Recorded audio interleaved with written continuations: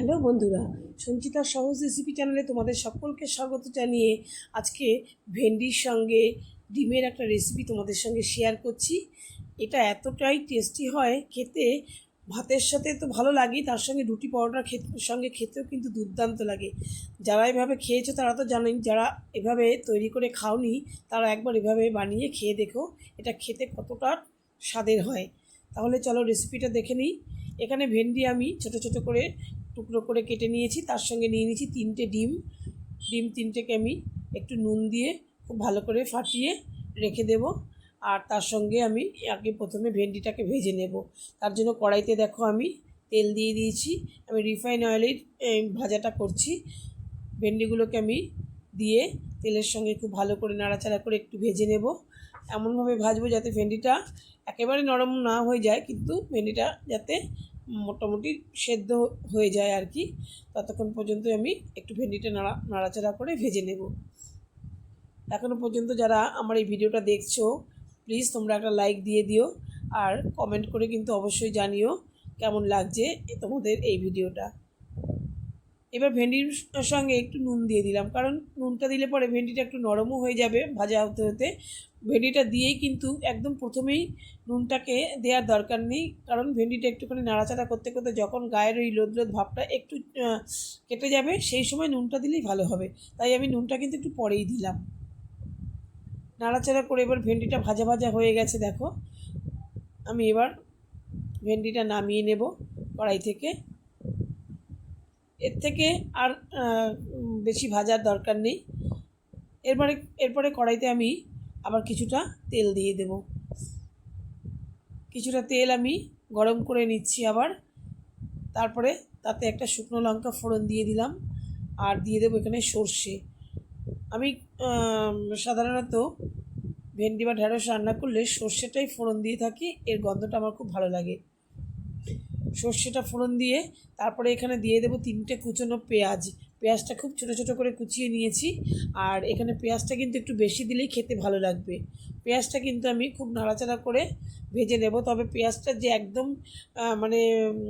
লালচে করে একদম ভাজতে হবে, কড়া ভাজা করতে হবে তেমন নয়। একটু নাড়াচাড়া করে একটু ভাজা ভাজা হলে এখানে রসুন, আদা আর কাঁচা লঙ্কা আমি দিয়ে দিলাম। রসুন আর আদাটা আমি কুড়িয়ে নিয়েছি, গ্রেটারের সাহায্যে গ্রেট করে নিয়েছি, আর কাঁচা লঙ্কাটা কুচিয়ে নিয়েছি। দিয়ে আমি এর সঙ্গে খুব ভালো করে নাড়াচাড়া করে একটু ভাজা ভাজা করে দিচ্ছি। এবার যখন একটু ভাজা ভাজা হয়ে যাবে তখন আমি দিয়ে দেব 2টো টমেটো। 2টো মিডিয়াম সাইজের টমেটো আমি এর মধ্যে টুকরো করে কেটে রেখেছিলাম, সেটা আমি দিয়ে টমেটোটার কাঁচা গন্ধটা চলে যাওয়া পর্যন্ত আমি নাড়াচাড়া করে মিশিয়ে নিচ্ছি। টমেটোটা কিন্তু আমার নরম হয়ে গেছে অনেকটাই।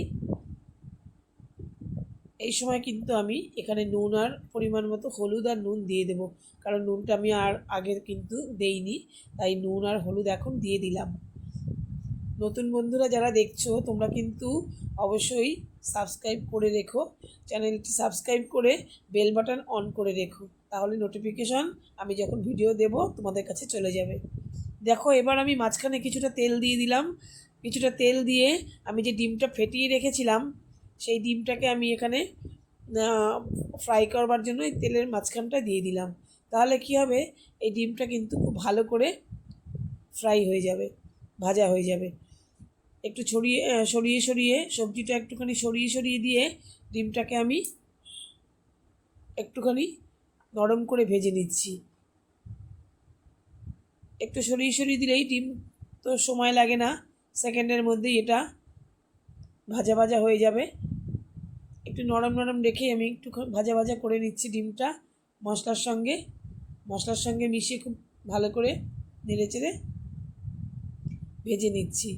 এরপরে যখন ডিমটা একটু ভাজা ভাজা হয়ে যাবে এই সময় কিন্তু আমি ঢেঁড়সটাকে এর মধ্যে দিয়ে দেবো। ঢেঁড়সটা তো মোটামুটি আমার ভাজা আছে, এরপরে আমি এর মধ্যে দিয়েও আর কিছুক্ষণ নাড়াচাড়া করে ভেজে নেব।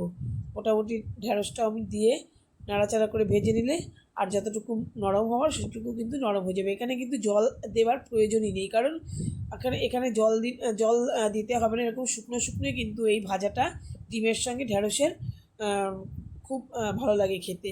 ভাত বা রুটি, পরোটা, লুচি সব কিছুর সঙ্গে কিন্তু ভীষণভাবে ভালো লাগবে। নামানোর আগে দিয়ে এখানে দিয়ে দেবো, অনেকটা দেখো হয়ে গেছে বন্ধুরা, পুরো ভাজা ভাজা। এবার নামানোর আগে দিয়ে দেবো একটু লেবুর রস। লেবুর রসটা দিলে জিনিসটা আরও চটপটা হবে, খেতে দারুণ লাগবে। তোমরা এভাবে তৈরি করে খেয়ে দেখো বন্ধুরা, অসাধারণ লাগবে। আশা করি রেসিপিটা তোমাদের ভালো লেগেছে। আর পুরো ভিডিও দেখার জন্য তোমাদেরকে অসংখ্য অসংখ্য ধন্যবাদ জানাই।